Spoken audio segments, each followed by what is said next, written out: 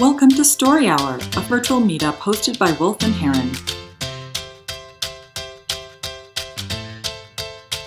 All right, Stephen, are you ready with the story? I'm ready with a story. When I was a little boy, just learning the physics of things, God whispered something in my ear. During my boyhood summers, I tinkered with model boats with little sails and rudders and hull shapes and keel designs. I sailed them in Lake Erie, and I watched each one see how it worked or didn't. And one day, God caught me by my ear and said, "I'll give you a free ride to heaven if you want." Little boys don't understand that sort of stuff. All you have to do is get yourself a sailboat big enough to ride in.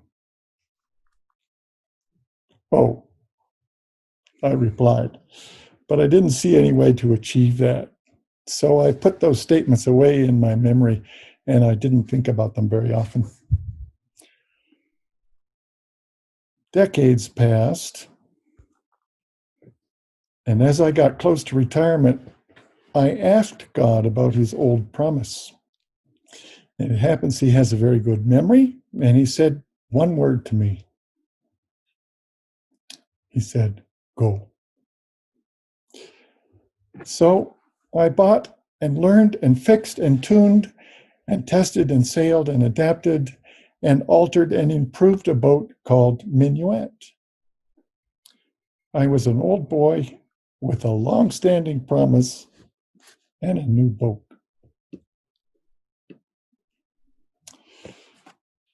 One day, I weighed her anchor and set off for Martinique. I was alone on Minuet, and we got to the job. She did the work, of course, while I did the tweaking. Charts were consulted, a course was planned, lunch was prepared, sails were set. We cleared a headland and entered the open sea. Sheets were adjusted, aerodynamics were set up, wind was deflected, momentum was transferred, hydrodynamic effects were harnessed, forces arose, lift and drag vectors juxtaposed, tensions opposed compressions, accelerations, balances and movement ensued, heaving and yawing and translation and rolling and pitching and splashing occurred. Stable attractor dynamics got organized. God was clearly there and very, very busy and smiling. And so was I, because I'd waited my whole life for this. And after everything was settled in God's department, I upped the game. I tracked down a squeak in the staysail sheet and shifted a clutch to quiet it. I located the bottle that was rolling in the galley and I steadied it. I figured out which halyard was slapping and I bungeed it away from the mizzenmast. I caught that creak in the gooseneck and snugged something up to silence it. I got everything down to the necessary sounds of air and water moving, to the state where it could all be monitored with a comatose filter. Then I checked the sea around me for distant traffic and laid my old body down for a heavenly cockpit nap. When I awoke, there was one freighter. She was parallel to us about 3 miles abeam. Minuet was tight and strong and gentle and working and happy and quiet and delivering all that was promised. Heaven was right there in the cockpit, and God was there too, smiling very broadly.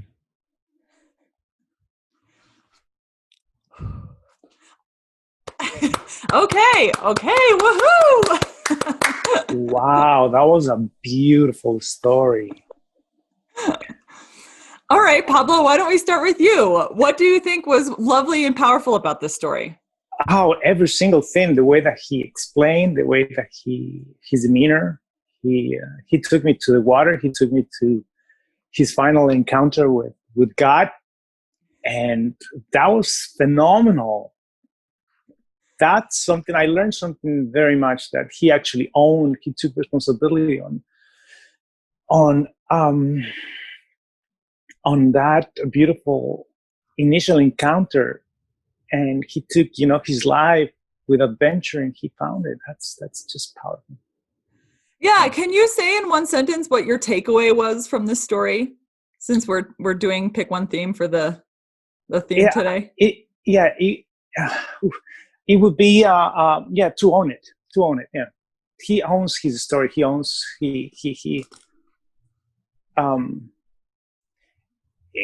going to be talking about naming things, and he took responsibility of naming, what he owns, because until we don't name it, we don't own it.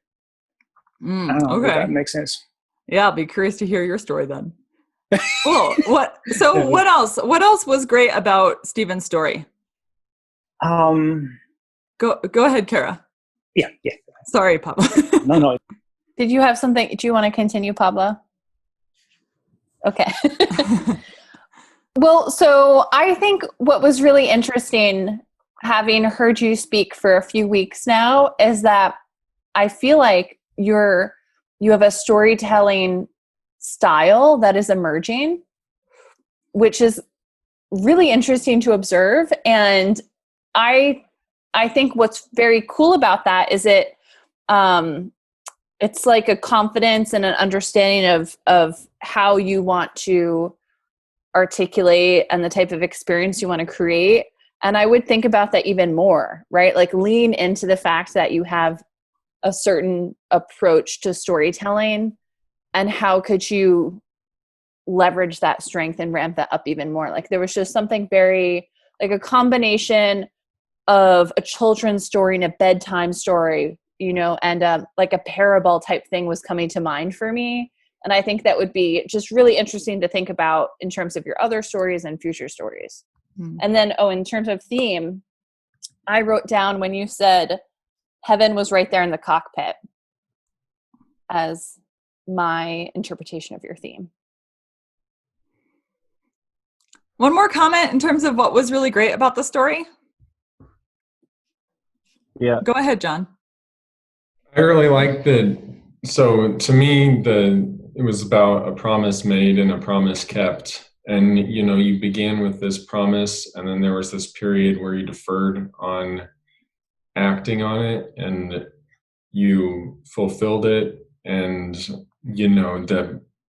it tied in really neatly to the beginning of the story. It had this beautiful circularity to it. Yeah. Anthony, did you want to add something too? Did I catch that?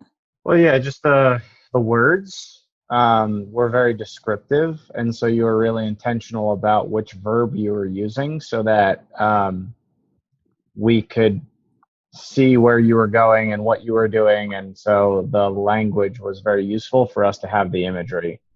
I guess my assumption of the theme was like discovery, like a coming of ages story. But yeah, that was just really important, is that the language used was very descriptive. So it read as a good story, but it also sounds like a good story. Yeah, there was some poetry to it for sure. All right, what about experiments or opportunities to try to make the story more powerful? Go ahead, Milo. So I just want to say that I enjoy Stephen's stories quite a bit. I think they're particularly descriptive, but I feel like he's running into the same type of problems that I'm running into. And that's because Stephen is a natural storyteller. So I can only imagine if he's somewhere at a social event, people tend to gather around him by the end and listen to what he's saying. But that's kind of like Mustangs in the wild, right? Like you see a wild animal and it's beautiful out there because it just grew organically. And now what's happening is we're being put into these confines of time limit and constructive criticism that kind of has to feed into these specific areas, that these 4 areas that we have to, we identified. So I think we're seeing the same kind of evolution, and I'm just sympathizing with him because what Kara said before, we've had the opportunity to listen to Stephen speak for several weeks now. And what I noticed is when he came in, he had this incredibly powerful, emotional voice that connected with his audience immediately. However, now that he's prepared a story, I have to say that naturalness, that organicness, kind of, it's gone. I felt like you were reading somebody else's story. It sounded like you selected a story about a boat that you particularly liked, and you read it to us. And that, again, it was that difference that I said between your story and Anthony's, which was you guided us through a story as a person who discovered it with us the first time. But now it sounded like you were just an attendant in a museum saying, here's where the Van Goghs are, and here is where the Picassos are. And so I would say you should definitely find how to reconnect with that emotional part of telling your story, and kind of, having a reason to tell it rather than just creating something beautiful and hanging it on a wall somewhere. Mm-hmm. Mm-hmm. Other thoughts? I love the story. It's so awesome. And I think you hit the nail on the head with what you said, like the emotional part. I fell into the story right away. Just the power of it.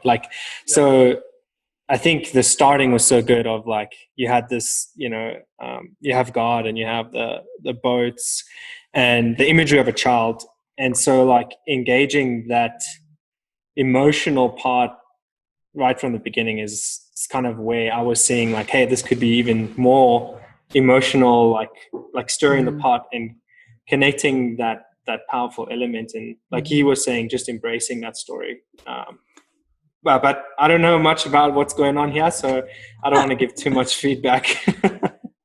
When we talk about the theme or the superpower of engage emotion, one of the tips that we offer very often is to think about the physiological experience that you are going through and describe it from a physiological perspective. The story was, in a lot of ways, very spiritual. And yet what was not there was what is the physical experience of that spirituality, right? And I think, you talk about the perfection and, God in the cockpit, and yet don't describe what it actually feels like. You leave that to our imagination. And I think there's an opportunity to bring yourself into the story more by describing that physiology. Go ahead, Kara. Briefly, because I think we have to go on. Yeah. But I think in terms of the spirituality of it, I think you could play into that a little bit more. You began, I think, when I was a young boy, something like that. When you flash forward into the future, instead of saying decades past, you could say something like, when I was a man in his prime, or whenever that moment is. But I think, so that would be one way of playing into the spirituality. The other thing I would say is to not sacrifice the human element to everything everybody has said, not have it be too surface level, too pretty that it's not real, is share more, not just what did it feel like, but what are the stakes? What was missing from your life without the boat that you were waiting for? What did you receive because of the boat? Was it a huge decision to decide to buy the boat, even though it made sense when you made that decision? But was that a big deal because presumably you're leaving everything behind? If you can make that more of a growth or transformative moment, in addition to the physiological experience or the emotions, that will help us understand what the boat or the spirituality, what it all meant to you as well. Yeah. Okay, thank you, Stephen, for your story. Visit wolfandheron.com to find out more about our story hours.